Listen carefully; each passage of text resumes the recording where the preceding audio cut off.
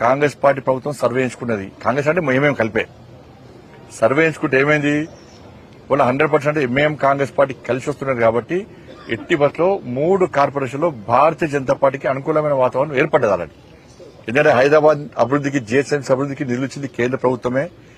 ఇవాళ ఈ కాంగ్రెస్ ఎంఏఎం కలిసి ఇలా ఓటు బ్యాంక్ రాజకీయాలకు పాల్పడుతున్నది. కానీ ముస్లిం మహిళలందరూ కూడా బీజేపీ వైపు వస్తారని చెప్పి ప్రత్యేకమైన సర్వే రిపోర్ట్ వచ్చింది. ముస్లిం మహిళలందరూ కూడా హైదరాబాద్ పరిధిలో మొత్తం వారు వన్ సైడ్ లెక్క ఒక సర్వే సంస్థ సర్వే చేస్తే 80% ముస్లిం మహిళలు మేము బీజేపీకి ఇస్తామని చెప్పారు. 80% ముస్లిం మహిళలు. ఇవన్నీ చూసినాకనే అంత పొలిటికల్ గేమ్ వీళ్ళది.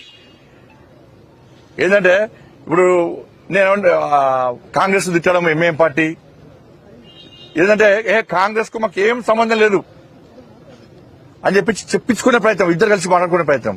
ఇప్పుడు మొన్న నేనేమంటున్నా అంటే నిన్నగాక మొన్నటిదాకా ఎంఐఎం పార్టీ కాంగ్రెస్ కలిసి మున్సిపల్ కార్పొరేషన్ లో ఉన్నారు. ఈ 5 రోజులు ఏం జరిగిందే మీకు? 5 వారం రోజులే. ఈ వారం రోజుల మీ ఇద్దరి మధ్య ఎందుకు వచ్చింది సమస్య? ఎక్కడ వచ్చింది? పైసల కాడ వచ్చిందా? దేని కాడ వచ్చింది?